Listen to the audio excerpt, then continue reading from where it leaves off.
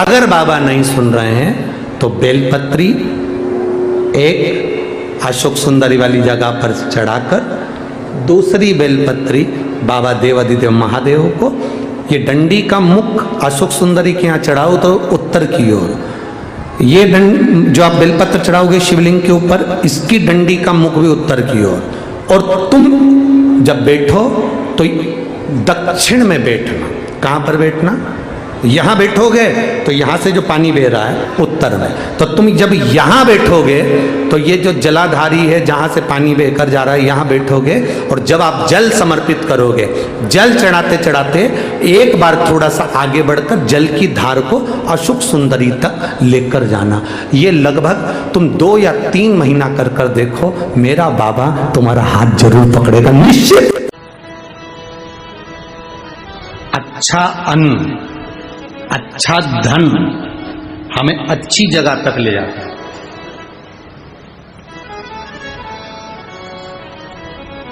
कभी कभी किसी के पांव की चप्पल पड़ी हुई थी तुम्हारी, चली गई मंदिर में से, तुम दूसरे की पहन गए। पहन तो गए, चप्पल पहन के थोड़ी दूर गए थे और मालूम पड़े एक्सीडेंट हो गया, खड्डे में गिर गए, पांव टूट गया, पांव में चोट लग गई, तकलीफ आ गई, कष्ट आ गया। दरवाजे पर चप्पल रखी थी, कोई कष्ट, कोई शरीर में तकलीफ आ गई, कोई पांव में तकलीफ आ गई, कोई तकलीफ, कोई कष्ट आ गया, कोई तकलीफ आ गई।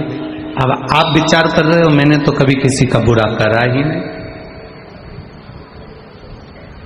मैंने तो कभी किसी का बुरा करा ही नहीं, फिर तकलीफ क्यों आई?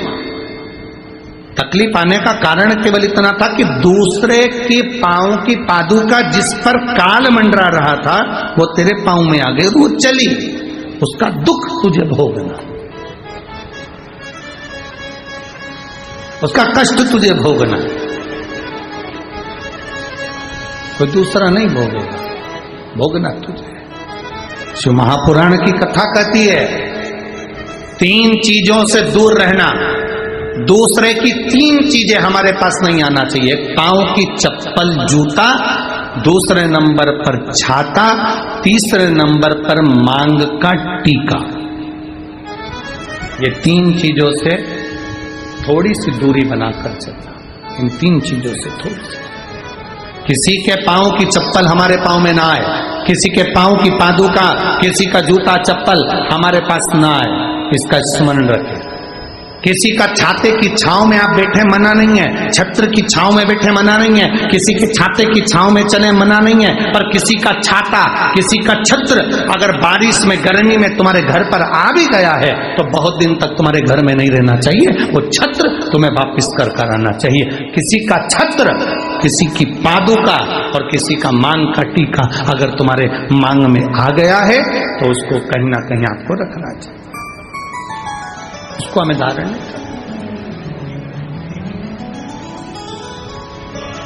अच्छा, आपके स्मरण में है एक बात, यहां होता है कि नहीं होता महाराष्ट्र का तो हमको स्मरण नहीं है ऐसा, पर हमारे उधर का हम बता सकते हैं कि जब कोई मरता है, मरने के बाद में जो 12वें के दिन पंडित जी पूजन कराते हैं या 13वें के दिन कराते हैं या 10वें के दिन कराते हैं, तो उसमें पद दिया जाता है। पद में छाता भी दिया जाता है, चप्पल भी दी जाती है, आसन भी दिया जाता है, लोटा भी दिया जाता है। इधर देते कि नहीं देते वो हमको नहीं मालूम, बोलो सही है कि गलत।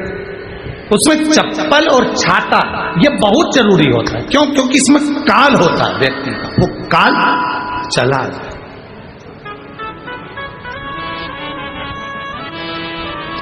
कभी किसी गुरुद्वारे में गए हो आप लोग?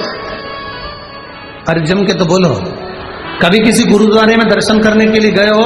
तो गुरुद्वारे में अगर दर्शन करने जाओगे तो वहां आप भोजन करो, लंगर चखो, सब कुछ करो। वहां गुरुद्वारे के बाहर या गुरुद्वारे के साइड में बड़े बड़े व्यक्ति भी तुम्हारे पांव की पादुका, चप्पल, जूते की सेवा करते हैं कि साहब यहाँ जूता रख दो, यहाँ चप्पल रख दो, यहाँ हम उठा कर दे देंगे। उसका कारण क्या है? उसका केवल एक कारण है, जो पादुका की सेवा कर रहा होता है, आए हुए भक्तों की चप्पल की सेवा कर रहा होता है, वो अपने काल को, अपने दुख को, अपने कष्ट को सब मिटा बैठता है उनके चरण की रज को प्राप्त करके।